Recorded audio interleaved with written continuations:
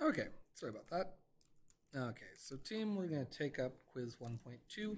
And I'm going to give you a chance to redo this tomorrow. So you might want to pay attention and see how this goes for you. The first question asks you to find the vertex of this function. This is in vertex form.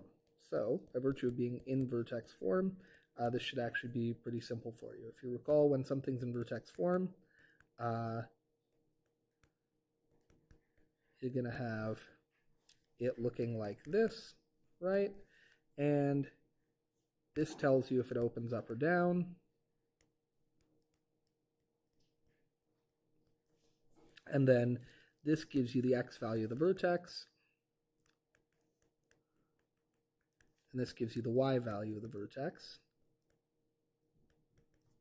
And the only thing we need to watch out for is that we need to remember that this is switch the sign, right? We're actually asking what number would you have to put in there to make this bracket equal 0, so we switch the sign there. So with that in mind, the x value of this vertex is going to be positive 5, because that shows negative 5, and the y value of the vertex is going to be 3. So we can say the vertex will be at 5, 3, and that comes just directly from the equation. Most of you did pretty well on that. If you don't recall that, come check in with me. We can go through that lesson. So then, with that in mind, I always think it's a good idea to really quickly just sketch your parabola.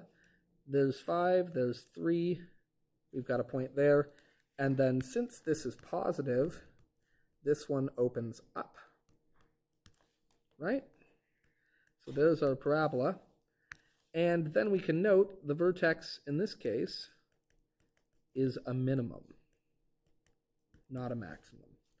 So that's a minimum. And so from there we can say, okay, the domain, well, with parabolas, the domain is always that x can be any real number. The range, in this case, is y can be any real number. But we know that since it's a minimum, since it's opening up, y is going to have to sit above the vertex.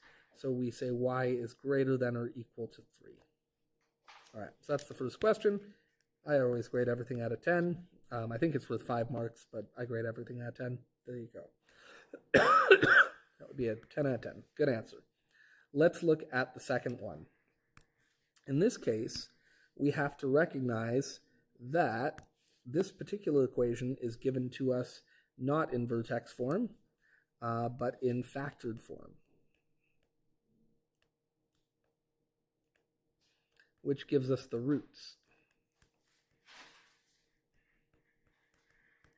So, given that this gives us the roots, we know that this is negative 2 x minus 3 times x minus 7. And if you want to get the roots from this function, sometimes we just do the shortcut and we say just switch those signs. But really what we're saying is x minus 3 is equal to 0, right? If we put, what value would we have to put in for x here to make this root equals, or this factor equal 0?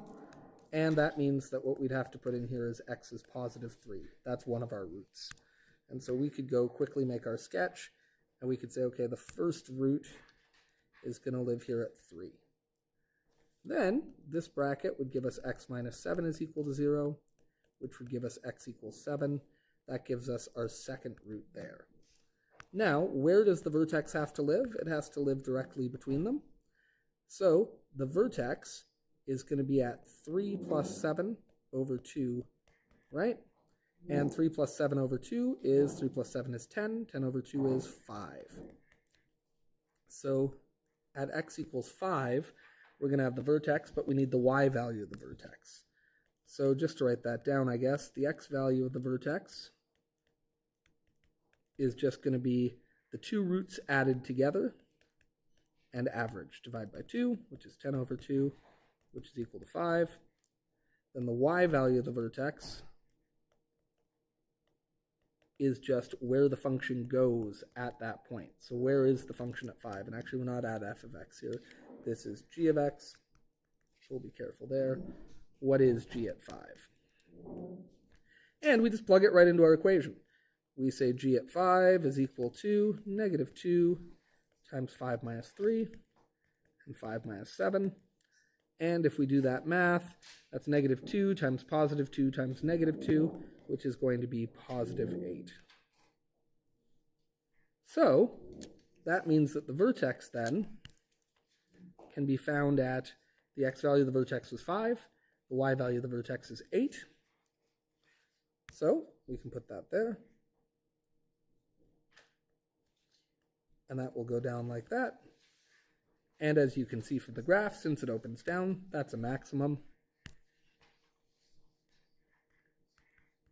And if it's a maximum, we can state the domain. The domain of any parabola is always that x can be any real number. The range is that y can be any real number. But as we can see here, this one opens down, so it's going to go down forever. But it'll only go up as high as 8. So y has to be less than or equal to 8.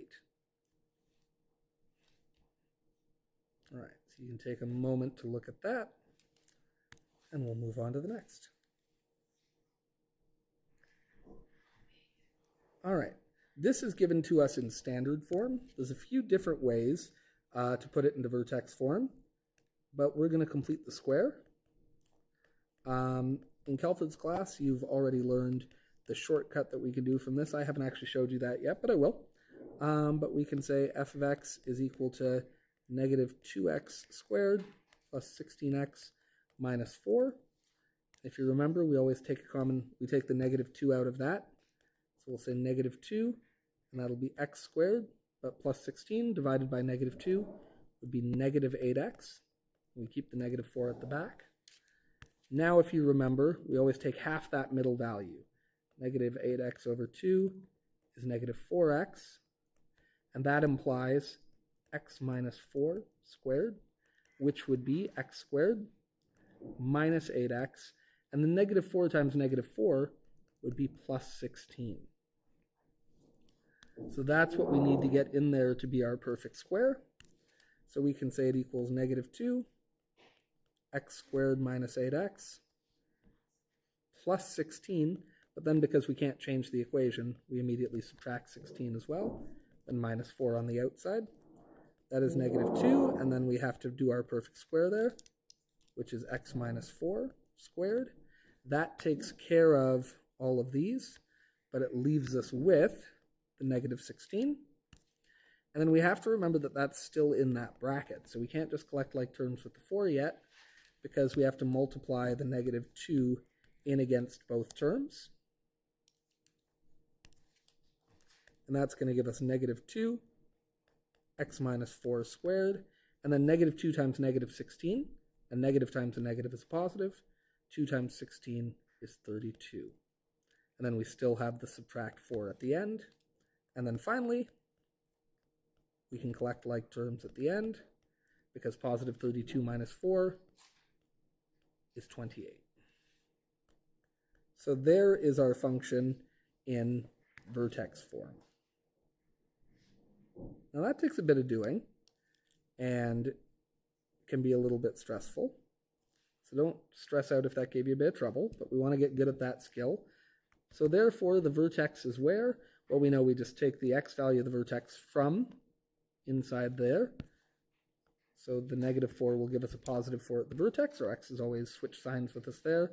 And the y value comes from the end in vertex form, so plus 28. And there we go. Now, if we sketch that, there's 4, there's 28, there's a dot. This has a negative leading coefficient. And since it has a negative leading coefficient, this is going to open down, which means that this is a maximum. And that means that we can define the domain of this function. As always, x can be any value in a parabola, so x is an element of the real numbers.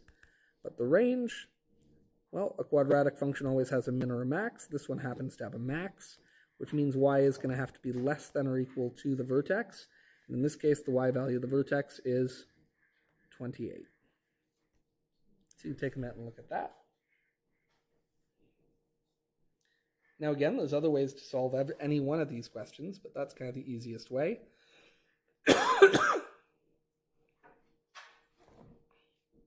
All right. now we can take a look at the next question. This is kind of a nasty little question, but we're shooting a golf ball. So here we are. I'm golfing. I got a golf. I'm shooting a golf ball like that. And presumably the golf ball is going to go up and then down and hit the ground. And it's going to make a nice parabolic arch, just like that. So there's no right or wrong way to do this. You could do it by factoring, or you could do it by completing the square. Both of these are correct. So I'm going to show you what to do with factored form, which is we could say h at d is going to be equal to, and we can factor out negative 0.002, and we can factor out d. Actually, you know what? I'm not going to show you two methods for this. If you want to see how to do it by factoring, by all means, just come talk to me. But I think space will get messy here, and I think people will get confused if I show two ways. So that's in standard form. So I say we should just complete the square. Is probably the easiest thing to do. So we would say h at d equals, we're going to factor out that negative 0.002 d squared. Not the d squared, just the negative 0.02. In here, that will leave us with d squared plus, and then we have to use our calculator here. Maybe you can do this in your head, but if you can't, just get your calculator out. And we can say 0.4 divided by negative 0.002, and that's going to give us negative 200. So this will be minus 200d. And there's nothing outside the bracket here, which is fine. But remember, we always take that middle value and divide it by 2, right? Which implies negative 100d. This implies d minus 100 squared. And that would equal d squared minus 200d. And then if you can't do negative 100 squared in your head, again, that's no problem. Just use your calculator. Negative 100 times negative 100 would be 10,000, positive 10,000.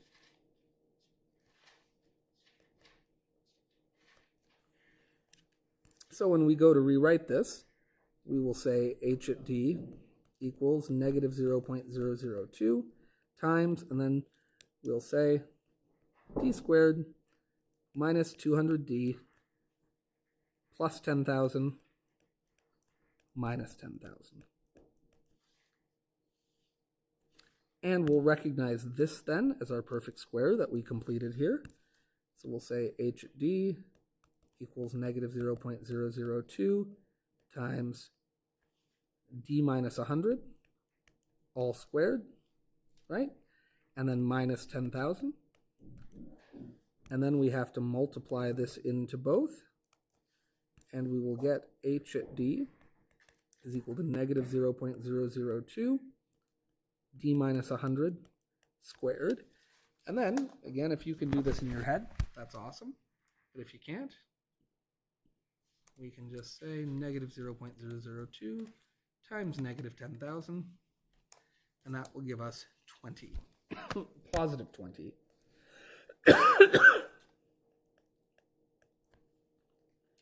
And now we can look and see the vertex easily. The x value of the vertex is 100, and the y value of the vertex is 20.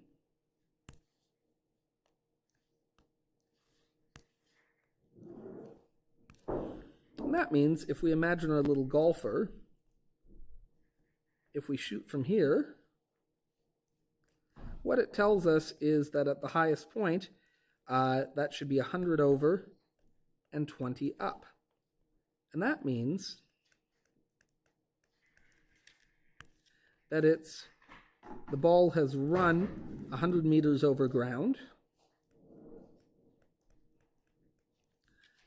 and it's 20 meters in the air. So the question is, what's the maximum height? Well, the maximum height is 20 meters in the air.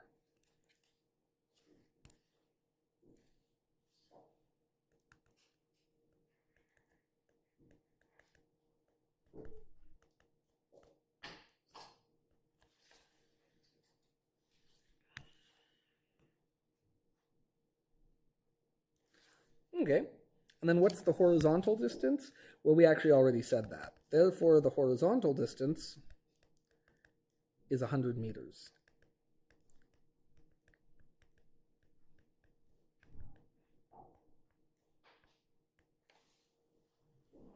Okay, hopefully that made some kind of sense. And then finally, our last example, Mr. Calford's lemonade stand. And I saw a bunch of people do this different ways, and none was right and none was necessarily wrong. My favorite, Evan, did it completely by words, but got herself exactly there, and actually by the best possible method. But I would just say this: Calford's going to make money by multiplying the price, how much people pay, by how many he sells, right? So that means if we want to know how much money he's going to make, it'll be $2.60, because that's what he's having each person pay, multiplied by 40 people each day. But what we said is he could actually take off the price and he'd sell more lemonades. So we have said that if he wants to, he can take off 10 cents, right? And as he does that, this will go up by 5 people every time he does that. So every time he lowers the price by 10 cents, so the theory goes, we're going to sell it to 5 more people. So we can just do that right here. The $2.60, every time, that's going to go down by $0.1. How many times? Well, however many times we want, X. And then 40, well, that's going to go up by 5 people every time we do that. So every time we X, the price goes down by 10 cents, the number of people goes up by 5. And now, we can just find the roots here. This is it. This is an ugly version of factored form. This is an ugly factored form. But that's okay. So we can find this factor here.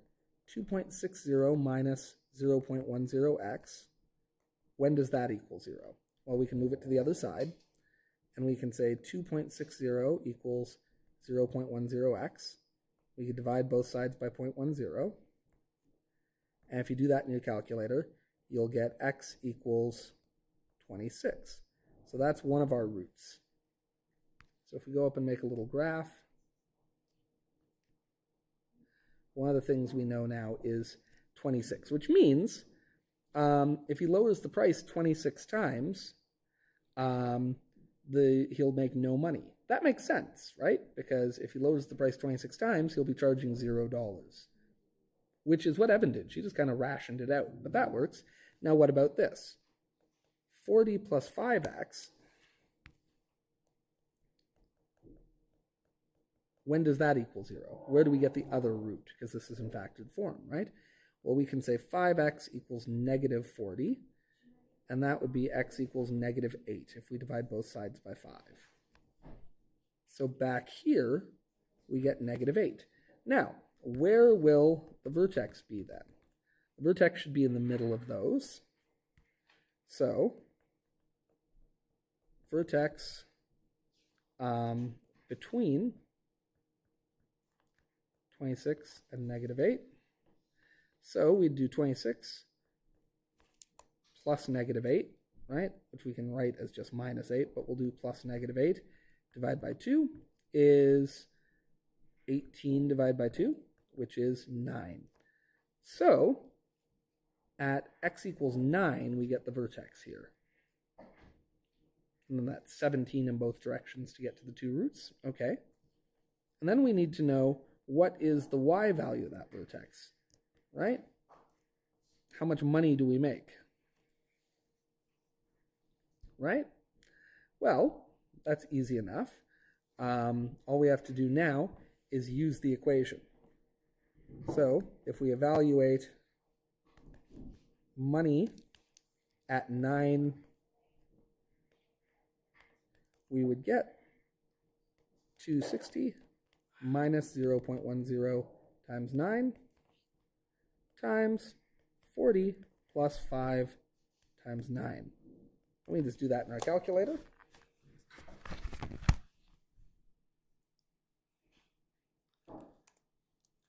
And we could even do it kind of in pieces, because we could see that 260 minus 0.10 times 9 means that we've lowered the price to $1.70.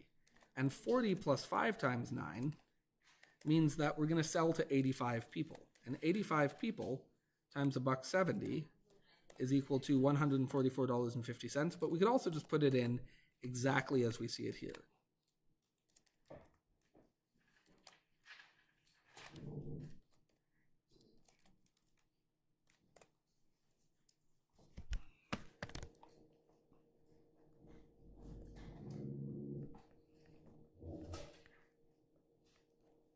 So therefore, the most money Calford can make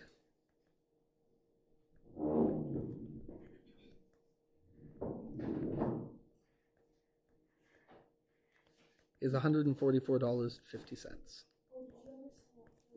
Now, these are tricky. By the way, you could have completed this by completing the square. There's other methods, but that's an ugly little question. It's a nasty little thing, but you're smart. You can do it. If you need help with any of these, don't be shy. Come and ask for it. Hopefully this helps you. And like I said, we'll give you a chance to redo this quiz tomorrow if you wanna brush up and practice.